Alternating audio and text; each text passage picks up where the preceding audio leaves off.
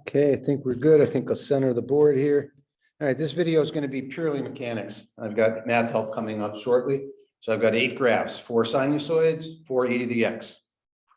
All right, and I'm just going to do the mechanics. Once I start, just going to do them quickly. You see how you do. Then we got the rest of the semester to talk about what's going on conceptually. We can have discussions at the board, see what you see, and hopefully 2 months from now, these are going to mean a whole lot more to you.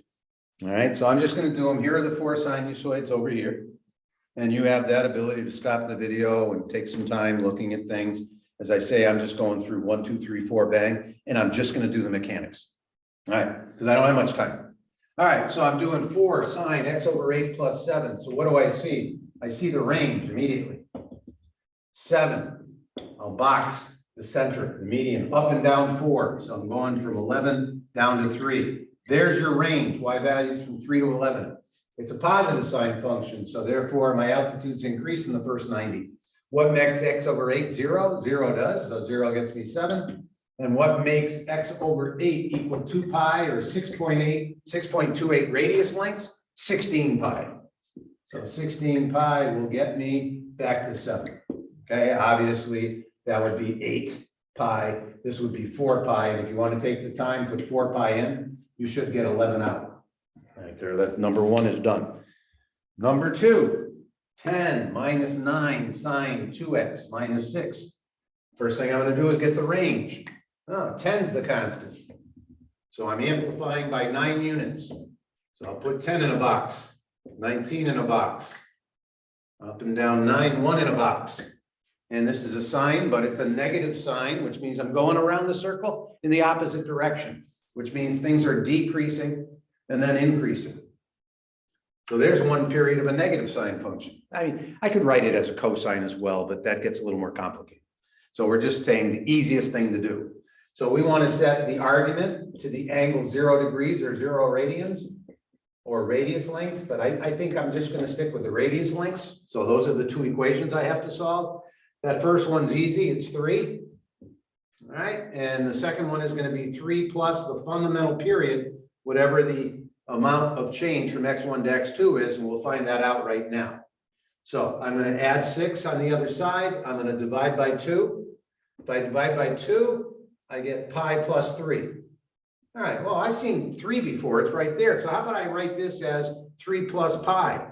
All right, so how far is it from 3 to 3 plus pi? 3.14 units. And that's how long it takes to start the repetition here. Now 3 is going to get me 10, and 3 plus pi is going to get me back to 10. And so if you were to pick this one here, then that would be pi over 2, that would be pi over 4. If you want to play with it, 3 plus pi over 4, plug that into this equation, and you will see that it comes out as a 1. All right, and I'm not going to do that because I said I would do this quickly. All right, so now we're going to switch to cosine function. Going to start the same way. 7's the constant, and I'm going up and down by 20. So I'll put 7 in a box. Up 20 gets me to 27. Boom, boom, boom, boom, boom, boom. And down 20 gets me to, oh God, negative 13. Yeah, I think I did that right. It's a positive cosine. I know the cosine at 0. Boy, that's a maximum width to the right. So if I make that 0, I'm at a maximum place on the sinusoid. I think I'm going to do that. I'm going to start with a maximum spot on that sinusoid. All right, what makes 5x equals 0? 0 does. So 0 gets you 27. And then I want 5x to equal 2 pi. Well, 5x equals 2 pi when x equals 2 pi over 5. That's going to bring me back to 27. So therefore, 2 pi over 10 or pi over 5, I should have said that quicker. So pi over 5 should get me negative 13. I think I'm going to show that one. Pi over 5, because that's easy to do. What happens to the 5s? They cancel. What's the cosine of pi? Well, that's a minimum, negative 1. So the cosine of pi is negative 1. What's negative 1 times 20? Minus 20 plus 7. Bingo. 13, negative 13. All right, so now let's do that last one. And then you give me some feedback tomorrow as to whether or not bingo, this kind of rapid fire practice moves you in the right direction. I think it should. So here we have a negative cosine. Well, regular cosine goes max to max. A negative cosine should go min to min. All right, what's the average? 100, going up 3 to 103, and going down 3 to 97. All right, that should be a part of the curve. Remember, the curve is, doing this forever, right? But we're just looking at the min to the min, and then we can always come up with more numbers. So I want x plus 4 over 10 to equal 0. Oh, that's easy. That's -4. So -4 gets me 97. And I want x plus 4 equals 10 to equal 2 pi. So that's going to equal x equals -4 plus 20 pi. Well, I've seen -4 before. I guess I'm moving 20 pi units. 20 times 3.14. Woo! 60, I don't know, 62.24, something like that. Units. That's pretty wide sinusoid. Okay, so that one repetition takes that long. And that brings you back to 97. All right, but we wouldn't say it this way. We would write it as -4. I don't know what I just wrote here. I did some calculation. So our second value should be -4 plus 20 pi. That's the fundamental period. Brings us back to 97. All right, so obviously -4 plus 10 pi, half that distance, -4 plus 10 pi. If you want to get a little more practice, plug it in, plug it into the original, plug it in, work with the numbers, and see if you come out with 103, and you will benefit from doing that. Okay, there's the sinusoids. Now we're going to turn our attention to e to the x, one at a time. Okay, I'm going to do all 4. And you haven't done e to the x in a while, I don't think. All right, certainly been presented. And really, you want to know what e to the 0 is, it's 1. And you want to know what e to the 1.1 is, it's approximately 3. And that lets us graph these things very quickly. So again, the constant is extremely important. Y equals 10. This is exponential growth because e is approximately 2.71.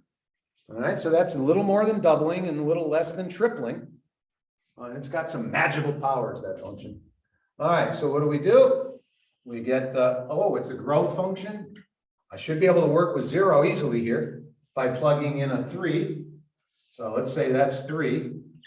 And I know I'm going to jump 2 units. I know that's going to get me 2 units above 10, which is 12. But let's do it together.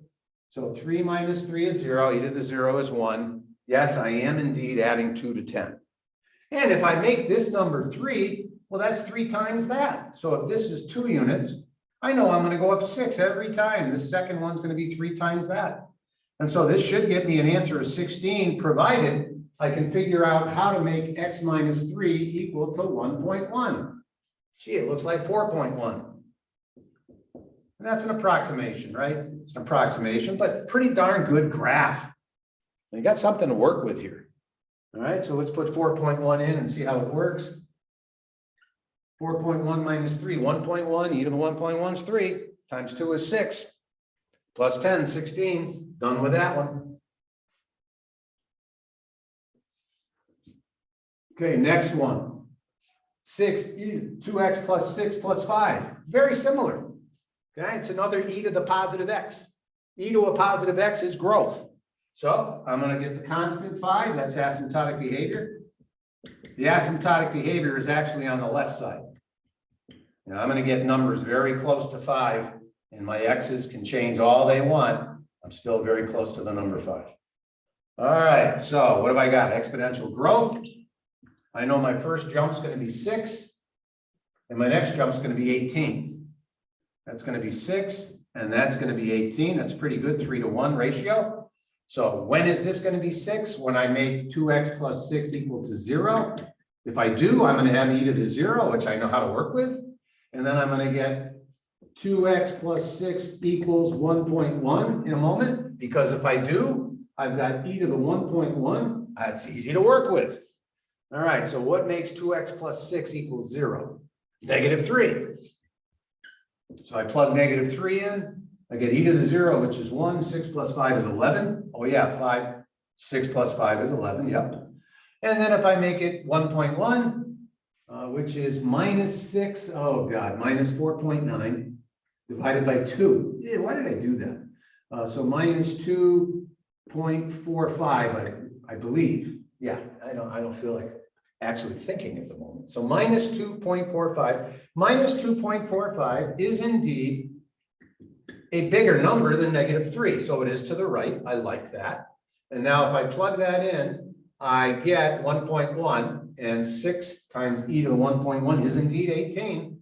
And 18 on top of 5 is 23. All right, so asymptote shape, 2 points. That's all it takes. We got 2 more to try. And let me know, again, give me some feedback tomorrow for anybody who watches. Oh, I just erased one. All right, so y equals, let's do 5e to the, how about we do 7 minus x, something like that, plus 20. All right, let's graph this one.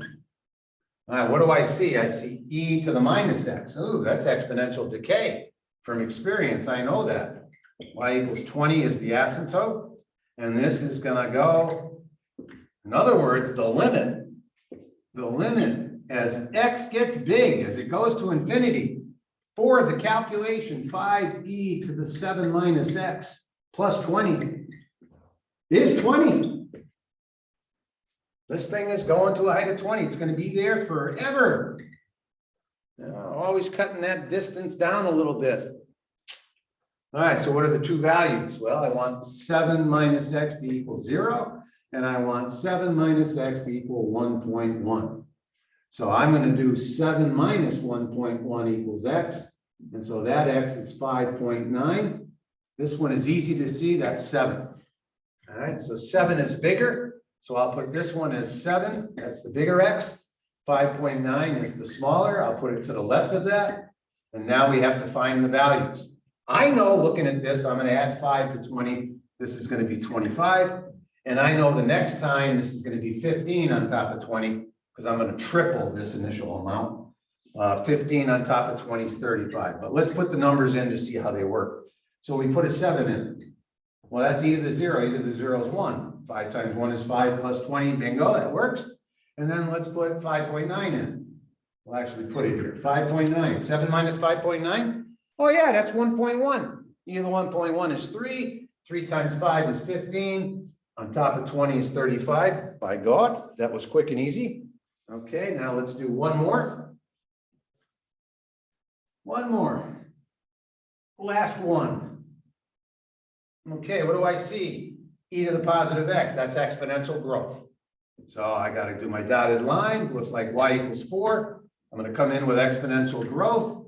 I'm going to get an initial altitude, which we don't want to graph. Well, yeah, I'll do dotted. Dot, dot, dot, dot, an initial altitude, and then one that's 3 times that size, because I've standardized this. What makes a 0? 7. And what am I going to do? I'm going to jump 50 units on top of 4, so that's 54. And then I'm going to let x minus 7 over 2 equals 1.1, x minus 7 equals 2.2, x equals 9.2. So if I pick 9.2, that initial jump of 50 should get me 150. On top of 4 should get me 154. Let's take a look and see if it does. 9.2 minus 7, 2.2. 2.2 divided by 2, 1.1. E to the 1.1, 3. Well, there's your 150 on top of 4. All right, ladies and gentlemen, that's it for tonight. A lot of videos to look at, and I hope you are. The effort's worth it.